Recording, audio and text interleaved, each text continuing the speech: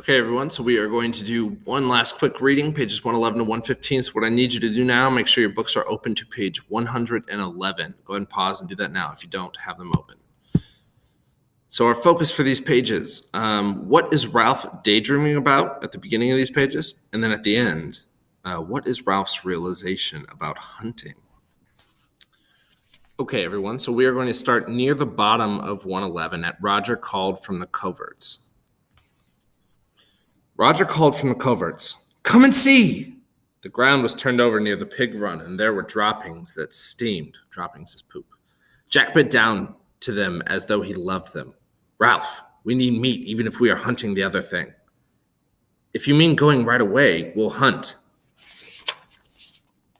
They set off again. The hunters bunched a little by fear of the mentioned beast, while Jack quested ahead.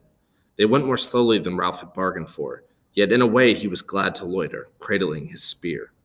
Jack came up against some emergency of his craft, and soon the procession stopped.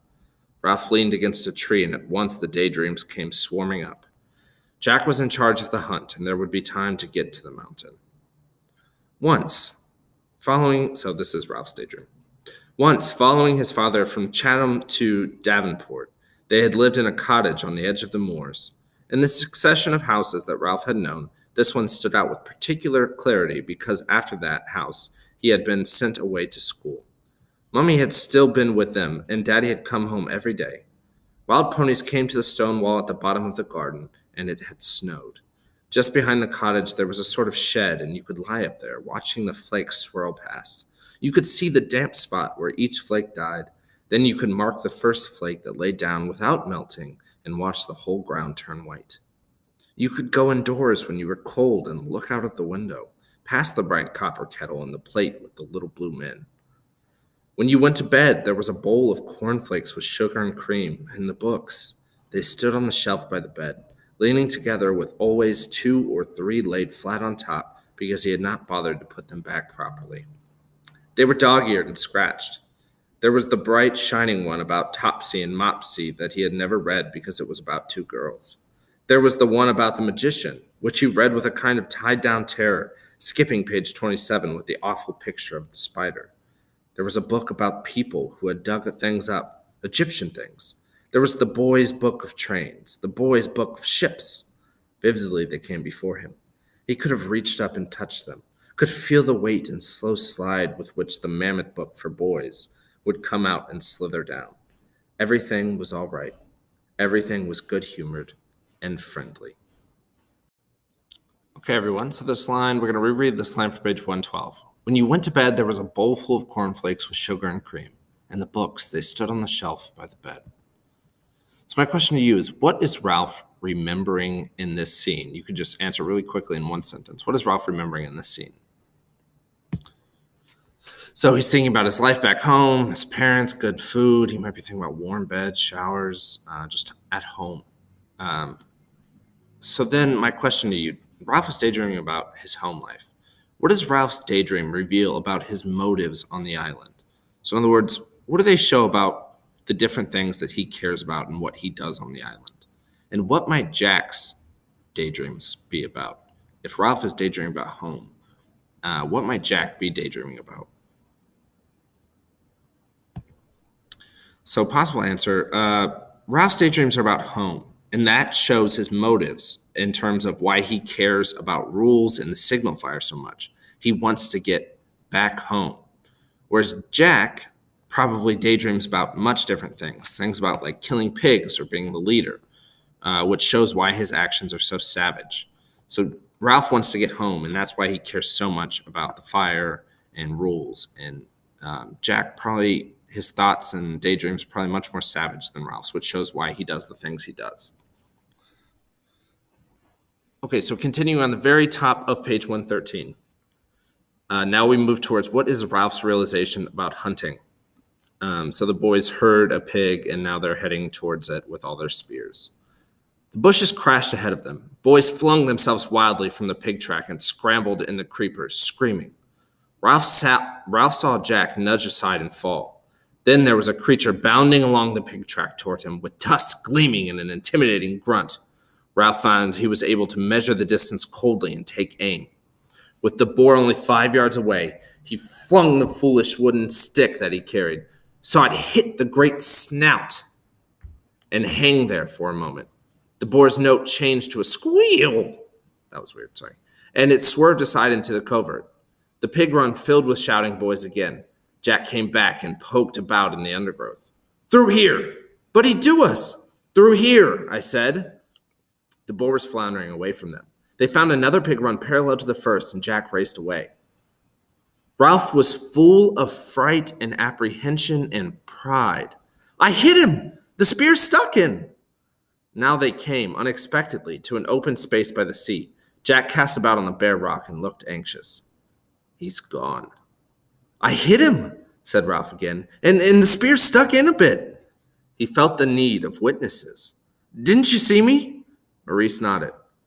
I saw you, right bang on the snout. Whee! Ralph talked on excitedly. I hit him all right. The spear stuck in. I wounded him. He summed himself in their new respect and felt that hunting was good, after all. I walloped him properly. That was the beast, I think. Jack came back. That wasn't the beast. That was a boar. I hit him. Why didn't you grab him? I tried. Ralph's voice ran up. But a boar! Jack flushed suddenly. You said he'd do us. What do you want to throw for? Why didn't you wait? He held out his arm. Look. He turned his left forearm for them all to see. On the outside was a rip. Not much, but bloody.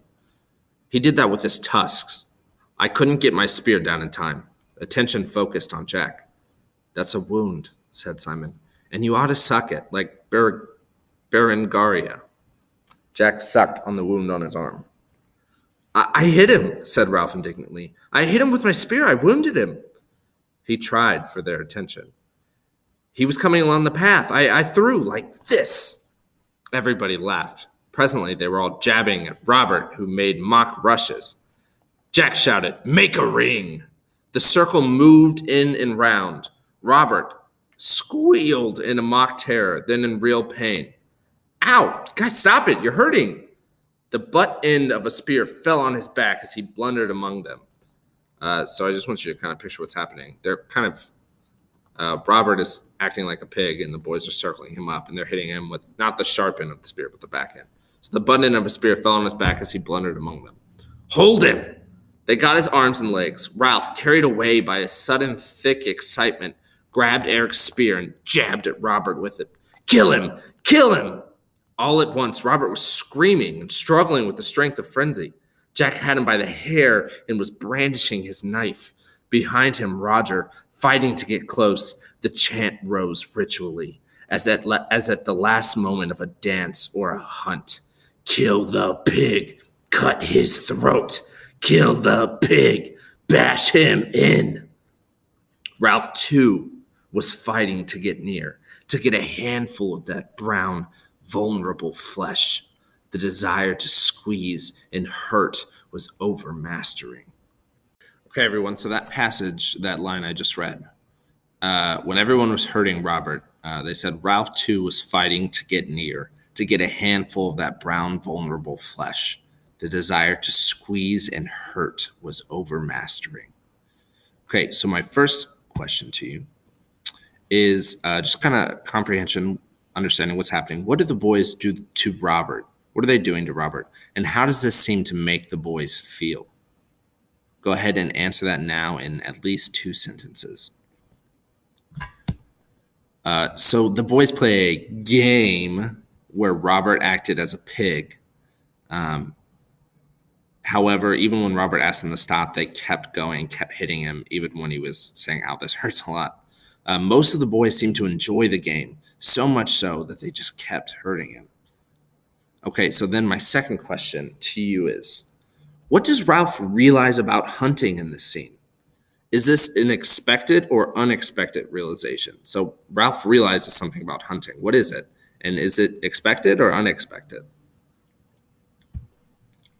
He finds that he actually greatly enjoys hunting. It's very exciting to him.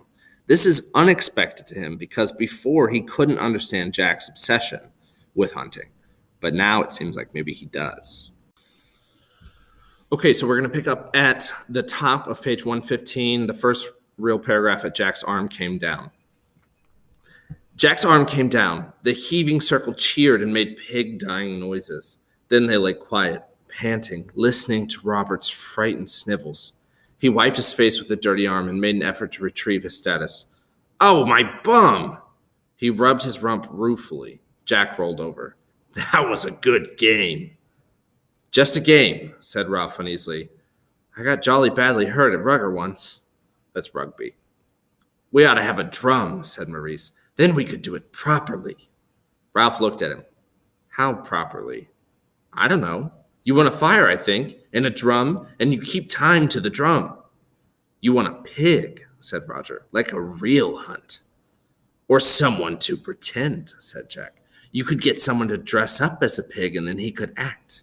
You know, pretend to knock me over and all that." "You want a real pig?" said Robert, still caressing his rump. "Because you've got to kill him." "Use a little in," said Jack, and everybody laughed.